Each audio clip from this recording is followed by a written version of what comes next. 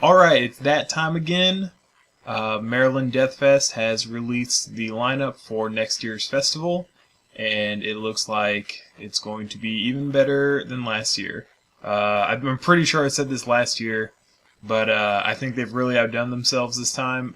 This might be the best complete lineup that MDF has had so far, and yeah, I've been to two now, so this will be my third time going, but definitely looking forward to this one the most. So I'll link all the bands and everything like that, but this is going to be my top 10 most anticipated MDF bands for 2015. First up, kind of an odd selection. At number 10 is the Japan noise rock slash grindcore kind of pioneers Melt Banana. I've seen Melt Banana once before in Kansas City, and it was such a good show that I'm including them on this list over so many bands, even though I've seen Melt Banana before, because of how much I enjoyed them. And then their last album, Fetch, I thought was fantastic. Live, their guitar player is insane. I know lately they've been touring as like a two-piece where it's just the guitarist and the vocalist.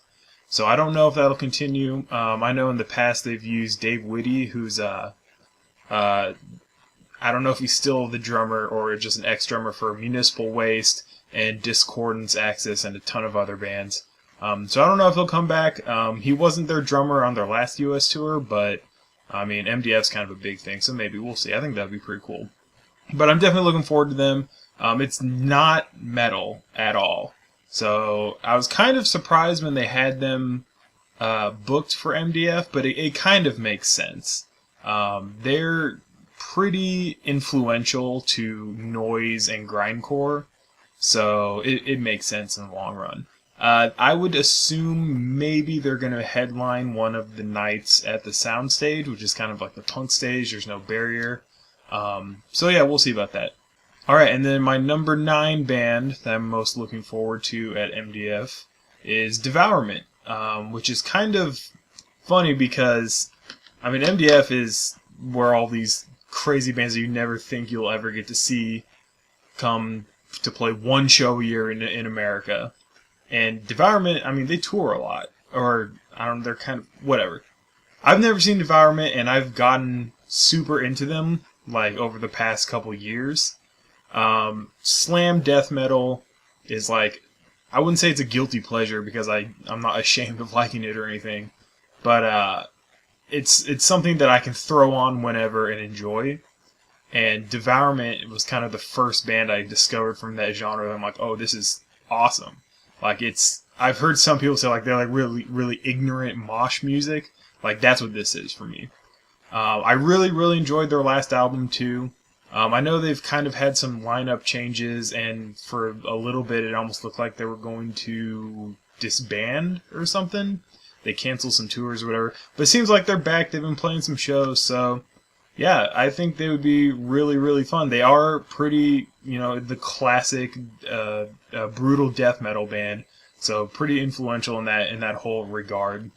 And you know what? A classic death metal band at Maryland Deathfest, you can't get any better than that, And plus, Baby Killer is just one of the best songs ever. Number 8 on my list is going to be the Texas grindcore band PLF. PLF, formerly known as Pretty Little Flower, now it's just shortened to PLF. Very, very, very good, no frills, like pedal to the metal grindcore. Their last album, which I picked up at MDF this year, probably going to be in my top 10 at the end of this year. It's really good. I really enjoy all of PLF's stuff. It's kind of a throwback to, like, I don't want to use Napalm Death as an example because it's like, oh, grindcore, of course, Napalm Death, but it's kind of like second album Napalm Death mixed with like more of the kind of like extreme noise terror kind of stuff, and they do it really well. And again, I think they are also a two-piece band. I've seen videos of them performing with just two people, so I think that would be awesome. I think grindcore is best when it's just guitars and drums. So yeah, if I think if I'm gonna stage dive, it'll probably be to PLF. Number 7, which was just announced a couple days ago, is the Canadian legendary thrash speed metal band Razor. Razor, I'm trying to think. I think the first time I heard them actually was Cannibal Corpse put out a compilation of it was like a past decade in review or something, and they had some cover songs on there. One of them was Behind Bars by Razor. I really dug it, so I got the album that's on, and it's amazing. Really, really fast, really, really heavy thrash metal, speed metal, really unique vocals, and kind of really unique like guitar playing and everything too. And it's kind of cool because the album I have, Violent Restitution, like it's a very like violent, brutal thrash album. But then they have the album Evil Invaders, which is kind of like more, I don't know, kind of like an exciter, something like that. So I don't know, I think they would be really good in a festival environment. And I've been listening to that album, Violent Restitution, for so long, so it'll be awesome. I think a lot of bands that will be playing MDF probably worshipped Razor back when they were still a thing, so that'd be cool. Number 6 on my list, the first black metal band on this list is Shooter. Shooter is a old school black metal band from Norway. I'm pretty sure Norway. I kind of got into them after when I first was discovering black metal. It's like I did the classics, and then it's like, okay, I got that. Let's do for like the lesser known '90s bands, like Marduk and Watain and stuff like that. And then kind of got away from black metal for a while, and then I kind of got reintroduced to it. And that's when I found out about Shooter, and I heard the album Desert Northern Hell, and that is, I mean, it's just a quality through and through black metal album. I remember I actually got them confused for some reason. I was talking on the MDF forums. Shooter played MDF like in 2011, 2012, I think. And I remember seeing them get announced, and I mistook them for some reason, I don't know, for Limbonic Art. Limbonic Art is like a symphonic black metal band. So not the same thing at all. So Shooter is like really, I mean, it's old school black metal in its purest form, really. Really fast, really dark, really evil.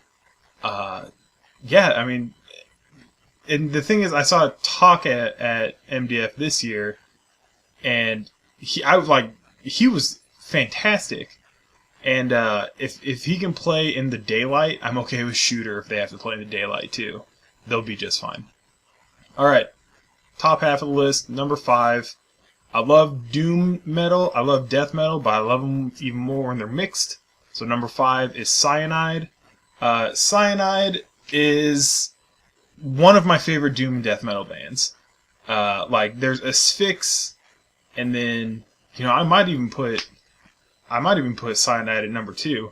Maybe Autopsy, if you can kind of count them as that. Yeah, again, I've been listening to Cyanide for a long time. For the first time, I picked up one of their albums at MDF this year, and it's just like it's perfect. I mean, it's not too much death metal, and it's just the right amount of doom metal, so it melds perfectly. Even more so, I would say, than maybe even Asphyx. Like back in the day, like Asphyx, I would almost say they're more just straight up death metal. I think Cyanide might have been like the biggest factor in creating death doom as its own little genre. So that'll be cool. I'm pretty sure they're gonna be on the outside stage. So yeah, that's gonna be really heavy. Hopefully it's like raining for them or something. All right, number 4, another band I have seen. And this is okay. Number 4 is Dragged into Sunlight. Dragged into Sunlight. I talked about them in my Chaos and Tejas review video.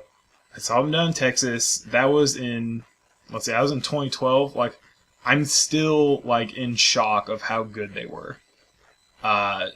Absolutely evil.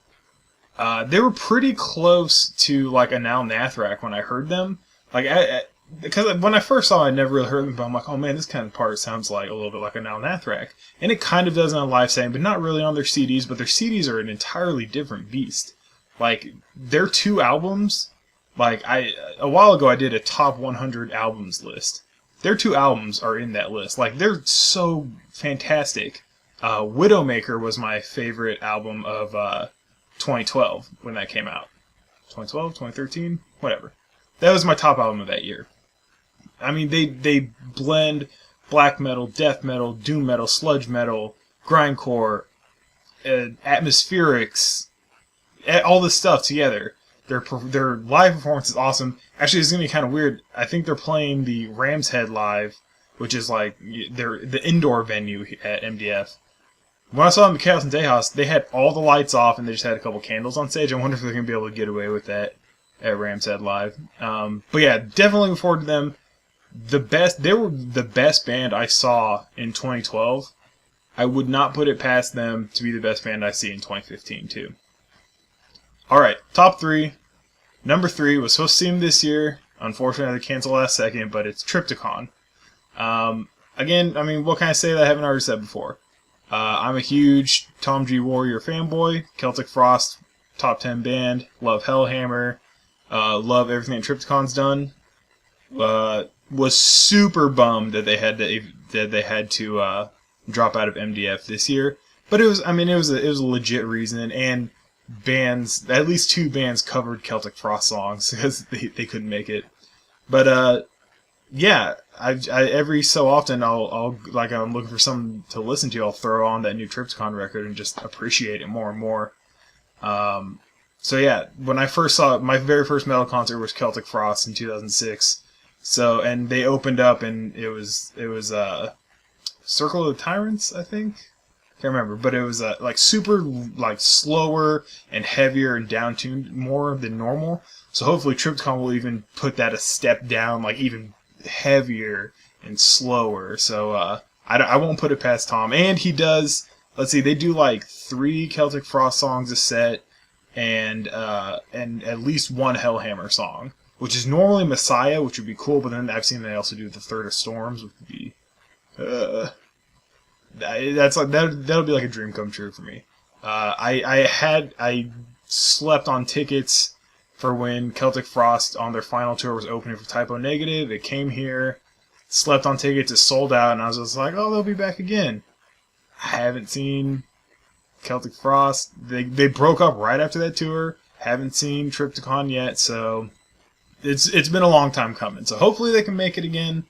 I will be stoked. Number 2 band, listened to a long time, I've always loved them, is Sodom.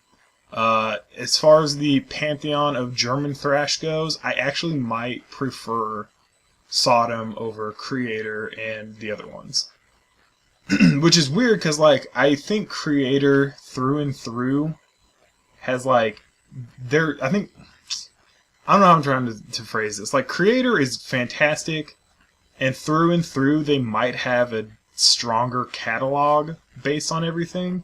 But Sodom, I think their good albums are just phenomenal. Like, some of the best, like, not even Germany, but like some of those European thrash, like, ever. Like, if I can hear Agent Orange live, I'm gonna lose my shit. It's gonna be great. They were supposed to play a couple years ago, but had to cancel, so hopefully they can make it again. But yeah, Uncle Tom Angel Ripper, he's great. Sodom has a huge influence of like not just like the thrash bands that everyone's influenced by, but then they have like a big Motorhead influence and like Ramones influence, kind of like in kind of like how they do some of their funner songs and stuff like that. So that would be great. I fully expect there to be a lot of singing along in German from a bunch of Americans during their set. Alright, number 1 band I'm most excited for, MDF 2015. I'm just going to sit here for a second. Take a guess. Take a guess. Can you tell? Can you tell what my number 1 most anticipated band is going to be for MDF 2015? Maybe if I point a little bit. Yeah, okay. Now Nathrak has been my favorite band for 10 years now. They've changed my life 10 times over. every new album they put out is fantastic. Like in a period where like extreme bands have slowed down and changed all this stuff. Like now Nathric is stuck to their guns.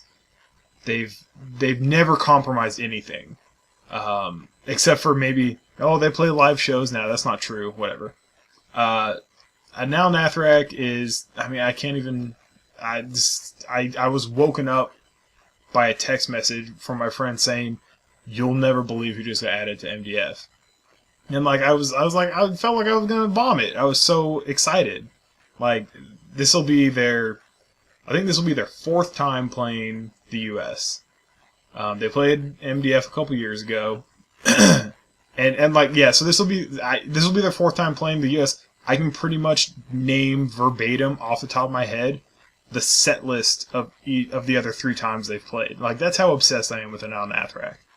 I don't know, and the thing is, I think Vanitas, their last album, is fantastic. I honestly think it's their best since Hell Is Empty.